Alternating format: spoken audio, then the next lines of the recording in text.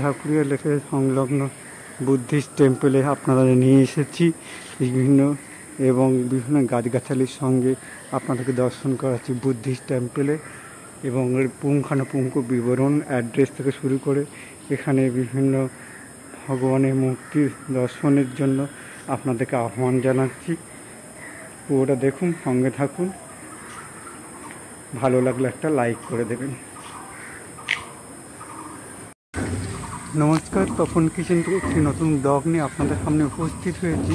আমি চলে এসেছি ঢাকুরিয়া লেক সংলগ্ন বুদ্ধ মন্দির।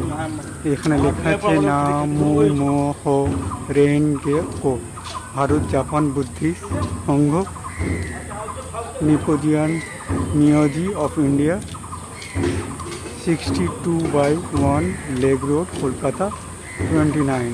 বুদ্ধ মন্দির বুদ্ধিস্ট টেম্পল প্রতিষ্ঠা হয়েছে 1935 সালে। কোথা থেকে আমরা এই মন্দিরে আসতে অভ্যস্ত, সকাল বিকেল সবসময় আসতাম।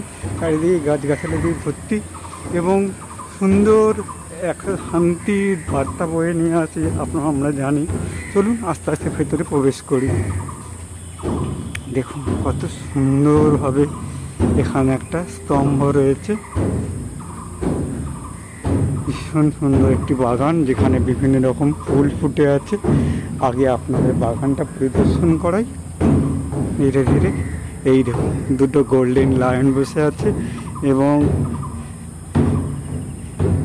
সামনে হংস রয়েছে, আর এখানে মূর্তিতে ধূপকাঠি জ্বালানো হয়েছে। দেখুন কত সুন্দর বসার জায়গা, শান্তিপ্রিয় শান্তির বন।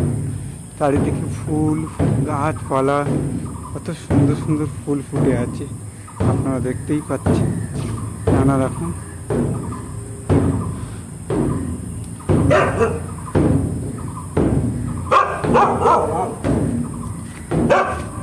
এই দেখুন যে লেবুও হয়ে আছে। এই দেখুন লেখা আছে silent please keep your footwear here. এখানে জুতো রাখতে পারছে। এই দেখুন বুদ্ধ মন্দির, আর বাইরে বহিরাগণ।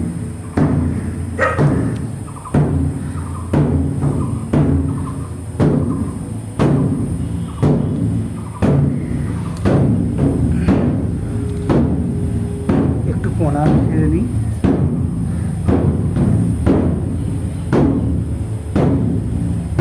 আর যে বাদ্যযন্ত্রটি বাজছে এটা আমরাও বাজাতাম। এই দেখুন শান্তিপ্রিয় জায়গা। ওই সামনে যে কার্পেট পাতা আছে ওখানে গিয়ে আপনি বসে ভগবান নাম করতে পারবেন।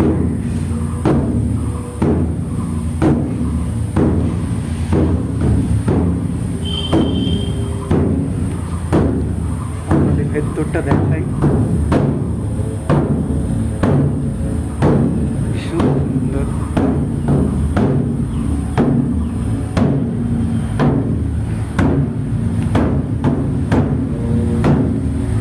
সুন্দর জায়গা।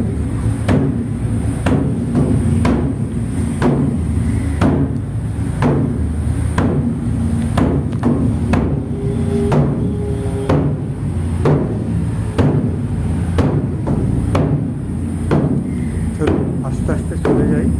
এখানে একটি বোর্ডে বিভিন্ন মানুষের সাহায্য দান করার ব্যবস্থা করা আছে, আর বাংলায় লেখা আছে নামো মোহ রেনগে কো। শুভ নববর্ষের বিভিন্ন বার্তাও দেওয়া হয়েছে। এটা একটি নোটিশ বোর্ড। চলুন আস্তে আস্তে নামি। আমার এই ব্লগটি আপনাদের কেমন লাগলো জানাবেন। ভালো লাগে একটা লাইক করে দেবেন, কে কোথা থেকে দেখছেন বলবেন। আর এর অ্যাড্রেস হচ্ছে ঢাকুরিয়া ব্রিজ থেকে নেমে সোজা দু একটা বিল্ডিংয়ের পরেই এই বুদ্ধ মন্দিরটি বা বুদ্ধিস্ট টেম্পল। আপনাদের ভালো লাগবে, গাছগাছালি পরিপূর্ণ শান্তিপ্রিয় জায়গা। আপনারা এখানে এসে কিছুক্ষণ শান্তিভাবে কাটিয়ে যেতে পারবেন।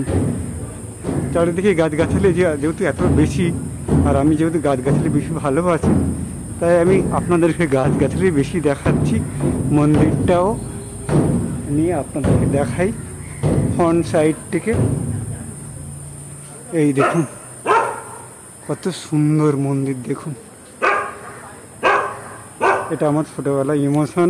আমরা এখানে আসতাম, পুজো শেষে নকুলদানা পেতাম, আর এই যে বাদ্যযন্ত্র, ছোটো ছোটো একটা বাদ্যযন্ত্র আমাদের হাতে ধরিয়ে দেওয়া হতো, আমরা এটাকে বাজাতাম। তাহলে আজ এই পর্যন্ত। যদি ভালো লেগে থাকে একটা লাইক করবেন, ভালো থাকবেন, সুস্থ থাকবেন। আবার দেখা হবে, নতুন ধরনের কোনো ব্লগ নিয়ে উপস্থিত হব। ধন্যবাদ।